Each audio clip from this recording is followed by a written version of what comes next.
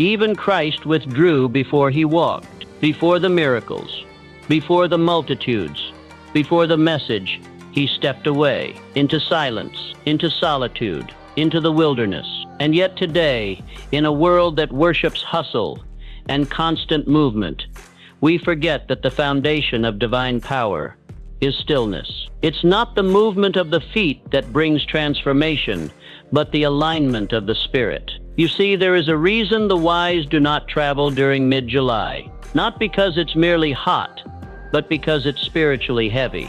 This is the time when the atmosphere thickens, not just in temperature, but in energy. The ancients feared these dog days for a reason, not because of old myths, but because something in the air shifts. Confusion rises, emotions run wild. The body may feel restless, but it's the soul that's being tested. This is not a season to push forward blindly. It's a time to pause and listen, not to the noise of the world, but to the voice that speaks beyond it. The voice that doesn't shout but whispers, that doesn't demand but invites. You cannot hear that voice if you're constantly moving, constantly chasing, constantly proving. The most dangerous kind of momentum is the kind you mistake for progress when, in truth, it's pulling you away from purpose. Mid-July is not for action, it is for alignment. And alignment only happens in stillness.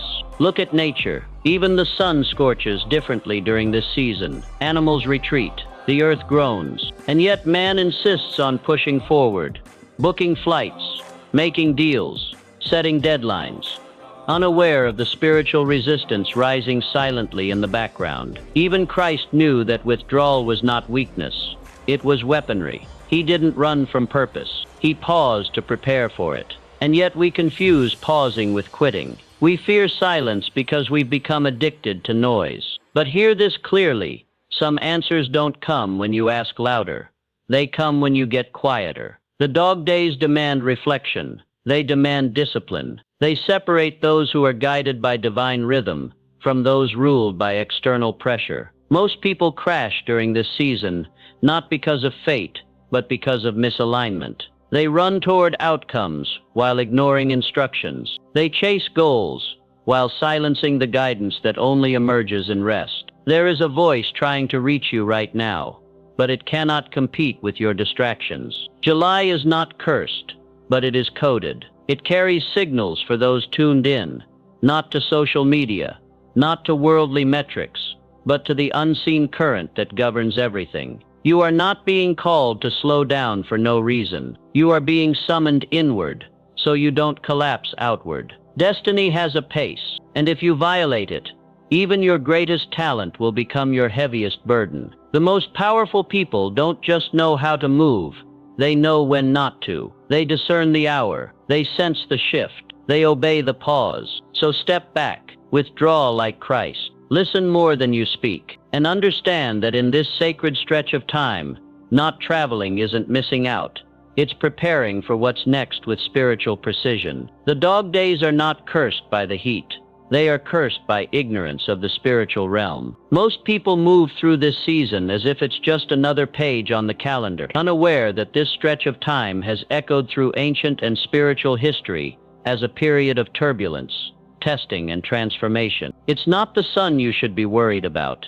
It's the unseen forces that become restless when the air gets still. This isn't fiction, it's spiritual law. The realm you cannot see has always governed the results you do, but those who don't understand the spiritual atmosphere are the first to fall when it shifts. July is when the unseen tightens its grip, and if you're unaware, if you're unanchored, you move like prey, guided not by purpose, but by impulse. You chase noise, you chase relief, you chase distraction, and in doing so, you walk straight into resistance designed to teach you one thing: stop moving without instruction. And this is exactly how the enemy works. If he can't stop you with fear, he'll distract you with motion. If he can't paralyze you with doubt, he'll accelerate you into burnout. The enemy doesn't need to close doors. He just needs you to keep opening the wrong ones. Mid-July is spiritual territory, and during this time, movement without discernment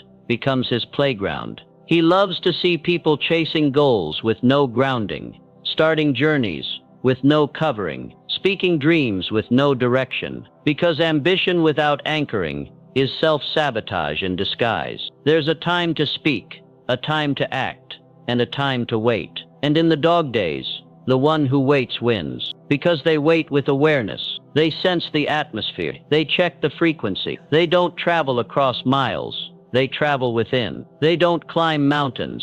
They kneel in silence, because they understand. Spiritual attacks are not always thunderous. Sometimes they're disguised as opportunities that appear in the wrong season. You can have all the tools, all the plans, all the goals, but if you don't respect spiritual timing, you will build a castle on sand. And when the enemy sees you move out of season, he doesn't need to fight you. He just waits, because storms don't ask for your permission. They arrive on cue. And if you moved without instruction, without covering, without clarity, you'll be standing in a battle you were never built for. That's why the wise don't ignore the dog days. They don't travel just because they can. They pause because they know the cost of motion without revelation. They know that this season, more than any other, separates the aligned from the lost. And so if you're feeling confusion, restlessness, or spiritual resistance right now, it may not be a curse. It may be a sign, a warning, a divine whisper telling you, don't move yet. Because the enemy cannot attack what stands still in obedience. He only targets what moves blindly in pride. The Lord created seasons, not just in weather, but in spirit. And just as no farmer dares plant in winter, no wise man moves in a season of stillness. Mid-July isn't simply a hot patch of summer. It's a spiritual checkpoint, a moment designed by divine intelligence to test your alignment, not your ambition. You see, everyone wants the promise, but few respect the process. And part of that process is knowing when not to move. When God created the earth, He didn't rush. He worked in rhythm, day and night, light and dark, work and rest. That same rhythm exists in your life. But when you override it, when you move ahead without sensing the divine green light, you step out of grace and into chaos. You think you're progressing, but you're merely exhausting yourself on a path that hasn't been cleared. This is the deception of the season. The world tells you it's the time to go out, to explore, to travel, to move. But the Spirit whispers, be still, this is not the hour. And most people don't hear that whisper, not because it isn't speaking, but because they're too loud to notice it. Faith without discernment is movement without direction. We've been taught to associate faith with action, jump, run, claim, declare. But true faith knows when to wait. It knows when to stop and listen, even when nothing seems to be happening. Because faith isn't just the courage to act. It's the wisdom to pause. The world may say, if you're not moving, you're falling behind. But the Spirit says, if you're moving without me, you're already lost. Many people in July move because they feel pressure, not because they've received instruction. They move because everyone else is moving. They chase the calendar instead of the calling. But your destiny isn't tied to man's timeline. It's tied to divine sequence. And that sequence has gaps. It has silences. It has moments where nothing seems to be happening externally. But internally, the groundwork is being laid for something greater than you can see. But if you don't discern that, you'll force outcomes that weren't meant for this season. The real danger is not in standing still. It's in moving in the wrong direction, at the wrong time, with the wrong energy. It's when people take bold steps with blind hearts. July exposes this error. It separates those who are led by spirit from those led by sensation. And this is why so many people burn out. Not because their goal was wrong, but because their timing was. They pushed when they should have paused. They ran when they should have reflected. Faith is not proven by speed. It is proven by trust. Trust that says, even though I could move, I won't until I'm called. Trust that says, my strength is in my restraint. That's what mid-July asks of you. Not weakness, not laziness, but wisdom. To recognize that divine timing is not emotional, it's eternal. And if you force your way into something before its time, you don't just miss the blessing, you invite the burden. So stop, check the season, and remember the Lord who created the heavens in order expects your steps to follow that same sacred rhythm. God speaks loudest in the silence of heat. Only those with inner peace can hear. July doesn't scream, it hums. And those too busy running, chasing, or fixing will never notice the shift. You can't access divine clarity when your soul is chaotic. Mid-July is not chaos, but it will expose the chaos already inside you. The atmosphere slows down for a reason, not to frustrate you, but to align you. Nature teaches this if you're paying attention. Animals become still, air thickens, movement slows, and time feels suspended. Why? Because something deeper is at work beneath the surface. But man, in his restlessness, overrides the signal. He interprets stillness as stagnation. He interprets silence as punishment. But the spirit is not in the storm. It's in the whisper, and whispers are only heard by those who are still long enough to recognize their power. You cannot bring peace to your life if you're constantly moving to escape yourself. July is the mirror month.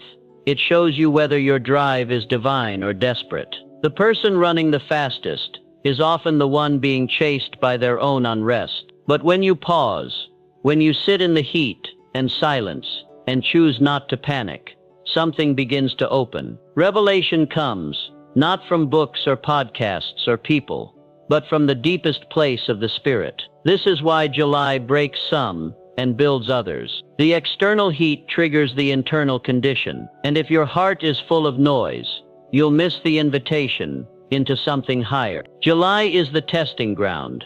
Those who run miss the whisper of warning. The test isn't obvious. It doesn't come with alarms. It comes with open calendars, and free weekends, and tempting invitations. The test is, will you move just because you can? Will you chase the feeling instead of the instruction? The enemy doesn't always oppose with force. Sometimes he just opens the wrong doors at the wrong time and watches if you walk through them. And many do, not because they're evil, but because they're eager. Not because they're weak, but because they're unaware. July is full of doors, shiny, exciting, adventurous.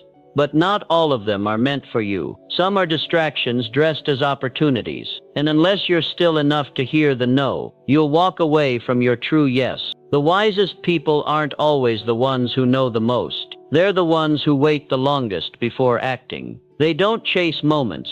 They measure them. They feel the pause in the spirit and respond to it, even if it costs them attention, likes, or praise, because they know that one wrong step in the wrong season can delay a destiny by years. And July is full of such landmines, planted not to scare you, but to train you. Will you run just because you're restless? Or will you sit, listen, breathe, and trust? July's silence isn't punishment, it's protection. But only the still will recognize it. The rest will run past the whisper and never hear what could have saved them. Rest is not laziness. It's sacred when chosen in alignment with the Spirit. In a world that glorifies exhaustion, stillness has become a rebellion.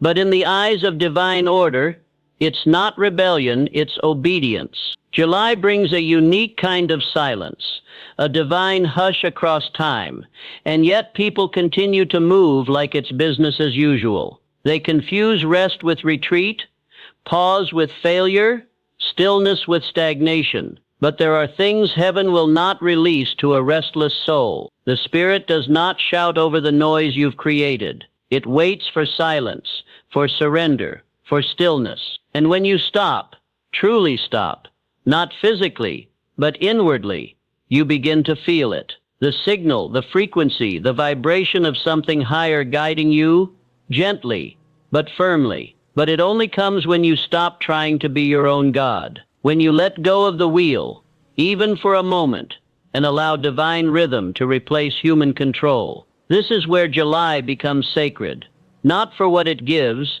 but for what it interrupts. The plans, the hustle, the busyness, the movement, it all becomes exposed in this heat. And if you are spiritually awake, you'll realize that this interruption is not a setback. It's a holy moment, a space between the noise where realignment happens, but only if you choose it. Because rest, true rest, is not passive.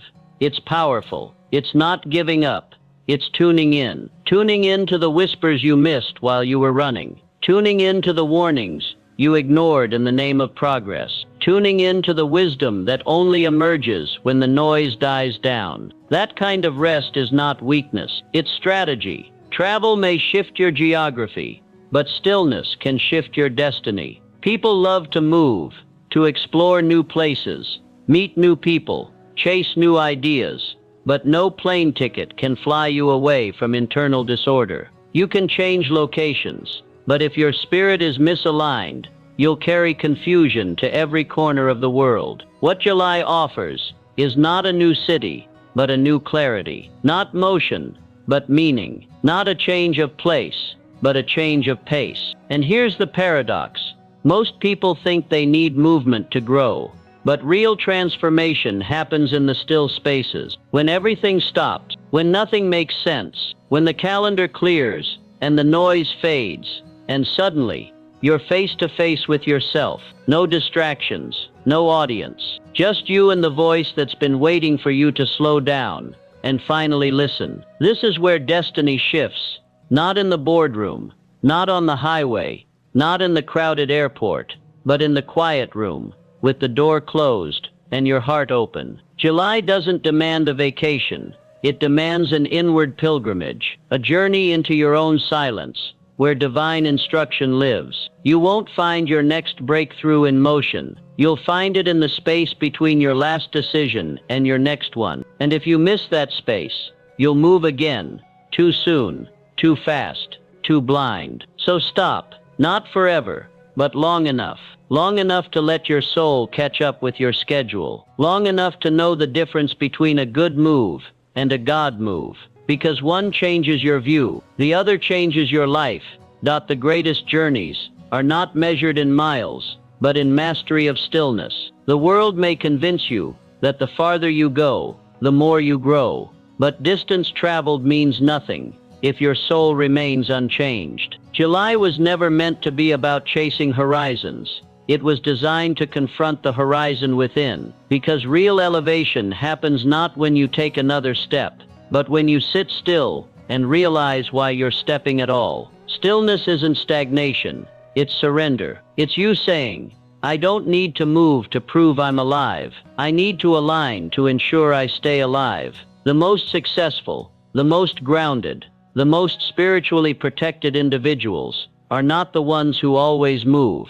They're the ones who know when to wait. And in waiting, they're refined. In stillness, they are sharpened. While others chase the wind, they become the storm, not through effort, but through presence. Mid-July offers this moment of mastery, where stillness becomes the doorway to destiny. But you have to choose it. You have to resist the urge to run, to flee, to chase. Because the treasure isn't out there. It's buried beneath your own noise, waiting to be discovered by the one brave enough to stop digging. To move wisely, you must first be still long enough to be led. We live in a world obsessed with direction, GPS, maps, goals, strategy. But what good is a map if the soul reading it is confused? The greatest mistake people make in July is thinking movement equals leadership. But leadership isn't about moving first. It's about moving right. And that only happens when your spirit is quiet enough to hear instructions,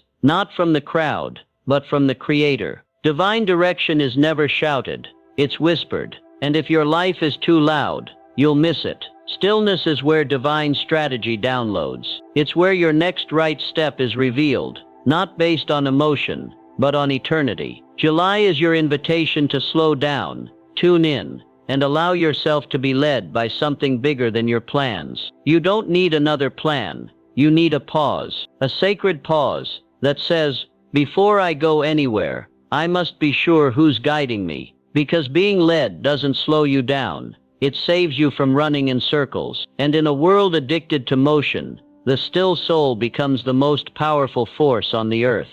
The spiritual battlefield isn't fought with motion. It's one with intention. And this is where most people fail. They believe that running faster, doing more, scheduling every minute of their lives will lead to victory. But the enemy doesn't fear your pace, he fears your purpose. Because a man in motion without clarity is easy to mislead. But a man in stillness with divine intention, he is untouchable. In the heat of July, while the world is spinning with distraction, temptation, and noise, the true war is not outside of you, it is within. It's a war for your focus, your energy, your alignment. And if the enemy can't destroy you, he will dilute you, pulling your attention in 1,000 directions until your power disappears, not in defeat, but in division. This is why July isn't just a hot month. It's a spiritual pressure point. It tightens everything. It exposes what's weak. And if you're not anchored in intention, you'll find yourself reacting to every little thing. You'll start running toward what looks urgent instead of waiting for what's actually important. And that's where the loss begins. The loss of clarity, the loss of peace, the loss of alignment. You cannot win this kind of war with busyness. You win it with discipline, with spiritual awareness, with the kind of stillness that says, I don't move until I know why I'm moving. That's not laziness. That's leadership. Look back at the greatest spiritual victories in history. They weren't won by those who rushed. They were won by those who paused, who fasted, who prayed, who sat in the silence and waited for instruction. They didn't draw swords in fear. They drew strength from the quiet, because they knew something most people still don't. Movement without spiritual intention is noise, and noise doesn't change the world. Intention does. July is the proving ground for this principle. It's not asking you to work harder. It's challenging you to focus deeper, to strip away the distractions and ask the hard questions. Why am I doing this? Who told me to go here? Is this movement or is this manipulation disguised as momentum? And here's the truth most won't admit. It's easier to stay busy than to sit still and face your own misalignment. It's easier to run into the next thing than to pause and realize you've been running from yourself. But nothing changes until you do. No goal matters if the soul behind it is scattered, and no success is sustainable if the system it's built on is spiritually blind. That's why the battlefield isn't out there. It's in the mind, in the heart, in your ability to silence everything around you long enough to hear the still, small voice that's been trying to reach you all along. To move wisely, you must first be still long enough to be led. That's not poetic. That's principle. Stillness isn't a luxury. It's a necessity. In fact, it's the only state where real direction is revealed. You can't hear divine instructions in chaos. You can't follow a map if you never stop to check where you are. And most people in July are lost. Not because they don't believe, but because they never stopped to align. They kept moving, hoping clarity would catch up to them. But clarity doesn't chase the fast. It waits for the faithful. It sits in the quiet, waiting for someone willing to shut the world out just long enough to receive what's next. That's what July offers. A rare window, a sacred stillness. And if you miss it, you don't just lose a moment. You delay your next miracle. So pause, sit, pray, reflect. Ask, am I being led by spirit or by pressure? Because how you answer that will determine whether you walk into August aligned or broken by battles you were never supposed to fight. July's stillness is a trap for the impatient and a test for the wise. Most people cannot stand stillness, not because they're driven, but because they're empty. They fear quiet, because in silence the truth gets louder. The voice of the spirit begins to echo, and when there's no noise left to distract them, they're forced to confront their delay, their doubts, their disorder. But the wise, oh the wise, understand that divine silence is not divine absence. It's preparation, it's separation, it's a test. And every test comes with timing. July is not just another month on your calendar. It is a spiritual furnace. It applies pressure not to destroy, but to refine, to separate those who are addicted to progress from those who are aligned with purpose. You see, the impatient can't recognize the value in stillness. They interpret the pause as punishment. They think if doors aren't opening fast, they must kick them down. But the wise understand that every delay carries direction, that sometimes God says not yet, not to reject you, but to reroute you, because if He gave you what you were praying for right now, you'd misuse it, you'd mishandle it, you'd mistake it for the destination when it was only meant to be the preparation. Stillness in July is where discernment is built, where your character is tested before your calling is revealed. If you move too soon, you'll step out of covering. If you move too fast, you'll miss the signal. That's the trap, and only the spiritually mature will recognize it. They don't see stillness as stagnation. They see it as sacred. They sit inside the heat and let it shape them, not because they enjoy it, but because they understand the purpose behind it. When the body is restless, it's the soul begging for anchoring. Don't ignore that signal. That ache you feel to do something isn't always divine. It's often the residue of disconnection. The body wants to move, the ego wants to prove, but the soul is saying, stay here, let me breathe, let me listen. July is not a month for endless action. It's a call inward, a holy summons to reconnect to your foundation. When the outer world gets loud, it's because your inner world has been neglected. That tension you feel, the anxiety, the exhaustion, the mental noise, is your spirit trying to wake you up, trying to pull you out of routine and back into reality. Real spiritual reality. If you don't anchor yourself now, you will drift later. The worst kind of drift is not the physical kind. It's the drift of identity, the slow, silent slide away from who you were created to be. That's why July feels heavier, not because it's cursed, but because it's charged with spiritual weight, with divine recalibration. The impatient try to outrun it. The wise let it wash over them. They feel the pull inward and obey it. They unplug, they reflect, they stop asking, what should I do? And start asking, who am I becoming? Because if your soul isn't anchored, every success will turn into stress. Every win will still leave you empty.